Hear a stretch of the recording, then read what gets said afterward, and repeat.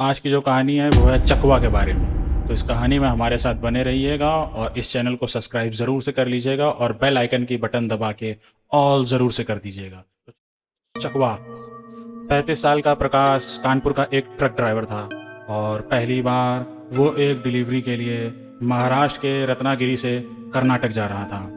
प्रकाश अकेला था और रास्ता काफ़ी लंबा था, पर नदी और पहाड़ों से घिरी कोंकण की कोस्टल रोड बहुत ही सुंदर लग रही थी।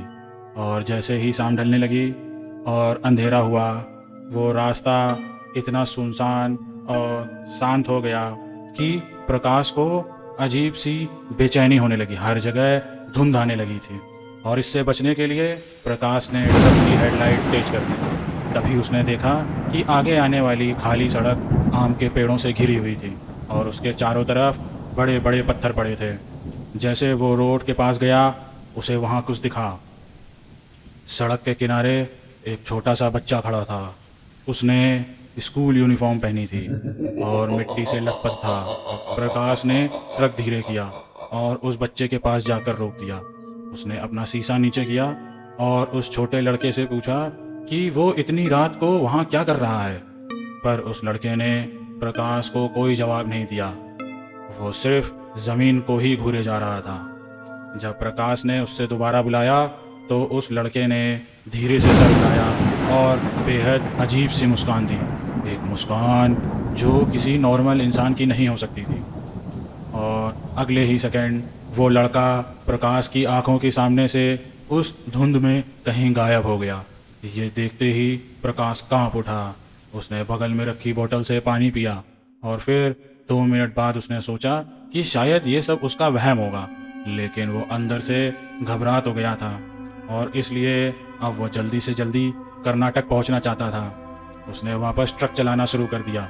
कुछ दूर चलने के बाद प्रकाश फिर से उसी मोड़ पर आ गया जहां फिर से चारों तरफ बड़े बड़े पत्थर पड़े थे और आम के पेड़ थे।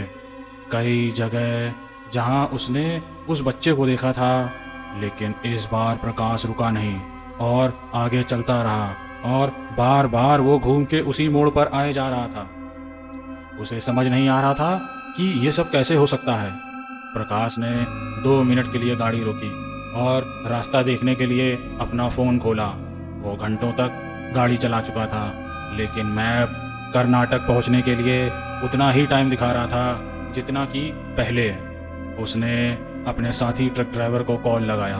उसका फ़ोन ही बंद पड़ गया। उसने फ़ोन को चार्जिंग पे लगाया, पर फ़ोन अब चार्ज भी नहीं हो रहा था। तभी उसे फिर से वही बच्चा दिखा, वही मिट्टी से भरा यूनिफॉर्म, वही नंगे पैर, वही डरावनी मुस्कान लिए सड़क के उसी कोने पर खड़ा हुआ। वो प्रकाश को देख के मुस्कुरा रहा था। उसे देखते ही प्रकाश की रूह कांप गई। प्रकाश ने अपना ट्रक फुल स्पीड पर भगाया और अचानक जो बच्चा कई किलोमीटर पीछे था वो उसकी गाड़ी के सामने आ गया। प्रकाश अब बहुत ज़्यादा डर गया था। वो उस बच्चे को ट्रक के सामने देख के भी रुका नहीं और ट्रक उस बच्चे के आर पार निकल गया। प्रकाश ने रियर व्यू मिरर से पीछे देखा तो सड़क एकदम खाली थी। प्रकाश को समझ आ गया था कि उसके साथ कुछ बहुत ही ज़्यादा भयानक हो रहा है और उसे उस जगह से निकलना होगा। प्रकाश बिना रुके ट्रक को फुल स्पीड पे चलाना शुरू किया।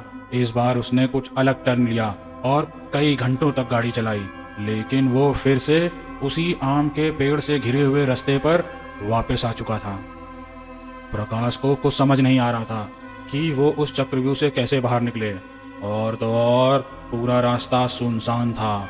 ना प्रकाश को कोई दूसरी कार दिखी, ना ट्रक, ना बाइक और ना ही कोई चाय की टपरी दिखी।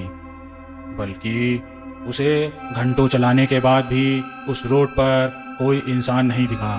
वो बार बार उसी जगह पर पहुंच रहा था, पर इस बार उसे उस जगह से कुछ ही मीटर दूर एक बूढ़ा सा आदमी चलते हुए मिला।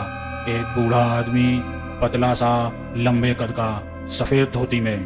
प्रकाश ने सोचा चलो शुक्र है उसे कोई तो इंसान दिखा। प्रकाश जाकर के उस बूढ़े आदमी के पास ट्रक रुका और खिड़की का शीशा नीचे करके उसे आवाज़ लगाई, लेकिन जैसे ही वो बूढ़ा आदमी प्रकाश की तरफ मुड़ा, प्रकाश के रोंगटे खड़े हो गए।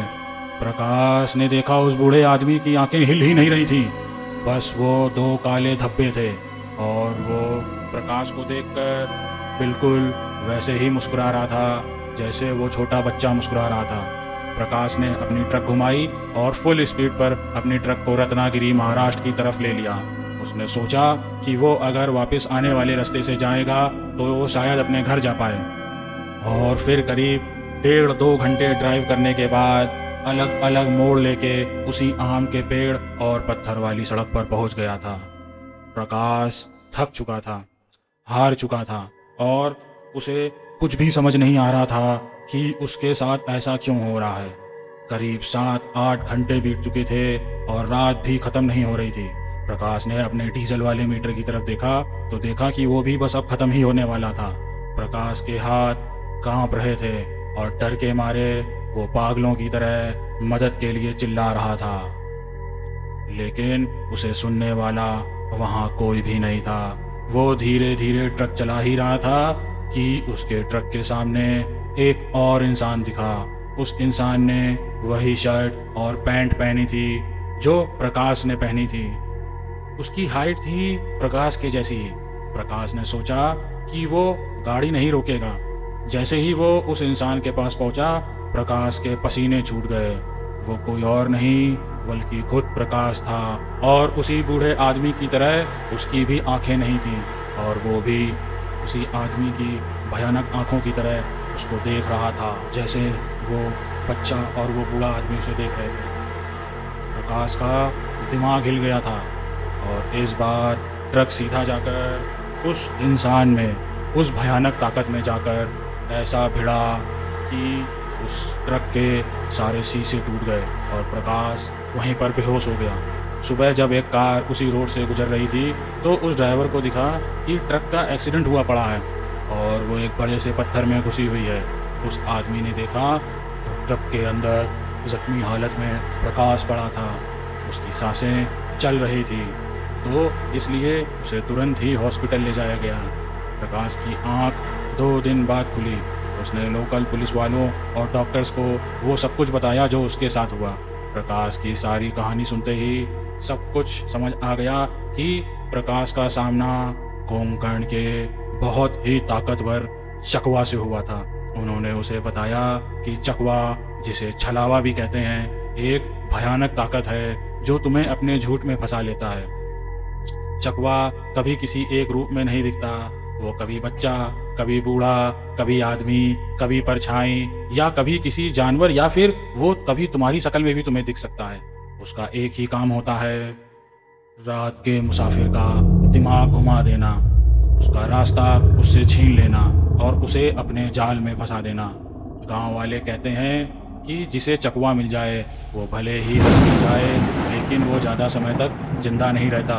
उसका मन अंदर से टूट जाता है, उसका समय रुक जाता है और सांसें धीरे धीरे कम हो जाती हैं।